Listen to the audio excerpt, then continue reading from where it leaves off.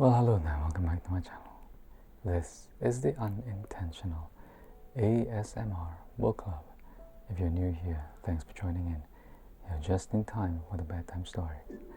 Tonight's book is called All the Broken Places, a novel. This is a second reading of this book, and I will be continuing where I left off. So, let's begin. My curtains twitched whenever the estate agent pulled up outside, escorting a client in to inspect the flat, and I made notes about each potential neighbor. There was a very promising husband and wife in their early 70s, softly spoken, who held each other's hands and asked whether pets were permitted in the building. I was listening on the stairwell and seemed disappointed when told they were not. A homosexual couple in their 30s who, judging by the distressed condition of their clothing and their general unkempt air, must have been fabulously wealthy, but who declared that the space was probably a little small for them and they couldn't relate to its narrative. A young woman with plain features who gave no clue as to her intentions other than to remark that someone named Stephen would adore the high ceilings. Naturally, I hoped for the gays. They make good neighbors, and there's little chance of them procreating, but they proved to be the least interested.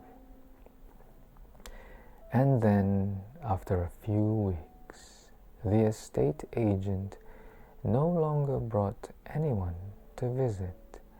The listing vanished from the internet, and I guessed that a deal had been struck. Whether I liked it or not, I would one day wake to find a removals van parked outside and someone or a collection of someones inserting a key into the front door and taking up residence beneath me. Oh, how I dreaded it. Chapter 2. Mother and I escaped Germany in early 1946. Only a few months after the war ended, traveling by train from what was left of Berlin to what was left of Paris. 15 years old and knowing little of life, I was still coming to terms with the fact that the Axis had been defeated. Father had spoken with such confidence of the genetic superiority of our race and of the Führer's incomparable skills as a military strategist that victory had always seemed assured. And yet, somehow, we had lost. The journey of almost 700 miles across the continent did little to encourage optimism for the future. The cities we passed through were marked by the destruction of recent years, while the faces of the people I saw in the stations and carriages were not cheered by the end of the war, but scarred by its effects.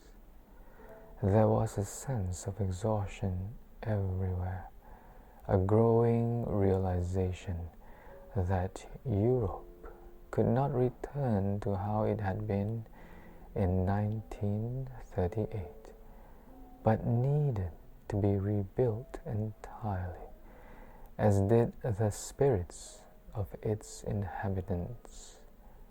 The city of my birth had been almost entirely reduced to rubble now, its spoils divided between 4 of our conquerors.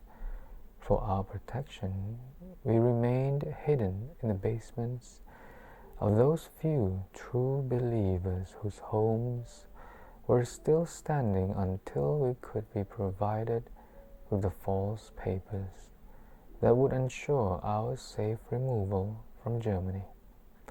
Our passports now bore the surname of Guillemard, the pronunciation of which I practiced repeatedly in order to ensure that I sounded as authentic as possible. But while mother was now to be called Nathalie, my grandmother's name, I remained Gretel. Every day, fresh details of what had taken place at the camps came to light, and father's name was becoming a byword for criminality of the most heinous nature.